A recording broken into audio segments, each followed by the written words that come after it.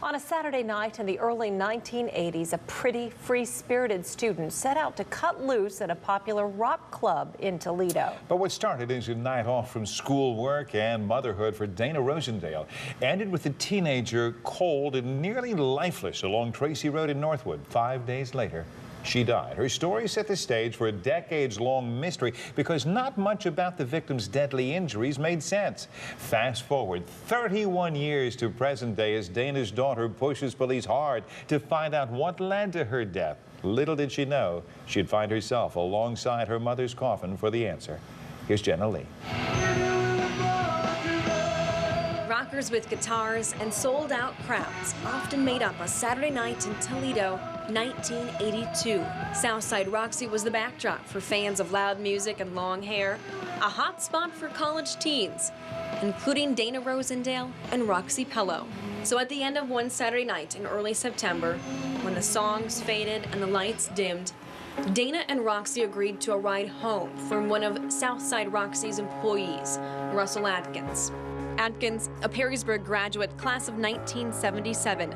The 23-year-old served as a bouncer. When the club closed, Dana, Roxy, and Russell traveled across the border to Michigan to drop off Roxy at her place. Then Dana and Russell departed to Toledo, but they stopped short of making it to Dana's apartment on Felt Street. Police say Russell ran to a nearby trailer and asked a person living inside to call for help because he'd noticed a woman lying on the ground as he drove along Tracy Road. 911, 911, 911. That woman was Dana Rosendale. I believe it came in as a hit and run. At one point, police say Russell left and came back to the scene sometime later, and that's when the apparent hit and run report changed. And he alleges that she fell out of the car. The car he was driving. She died 6 days later.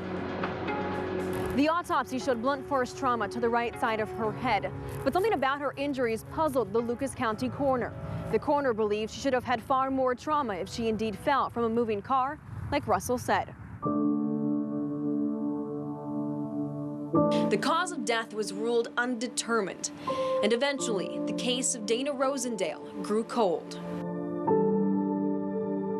31 years later, the unsolved file of Dana Rosendale returned in the hands of detectives with the sole help of Dana's daughter, Brittany Stork. My mom's mom mistakenly would call me Dana sometimes. And I'd say, no, it's Brittany. Brittany spent all of 8 months with her mother, left with only baby books and painful emotions. There was a little girl left.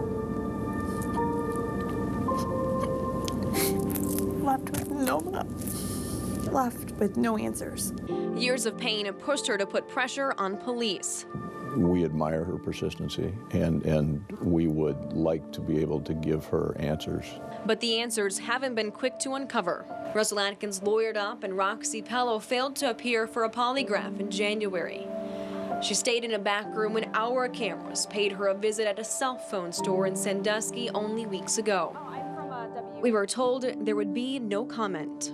With one decades-old police report and few leads, investigators were ultimately led to the Bloom Chapel Cemetery last month. This is very unusual, and this is only the second time we've done it. Surrounded by those Dana loved, her daughter, sister, and former boyfriend, Brittany's father, the 19-year-old's body was exhumed.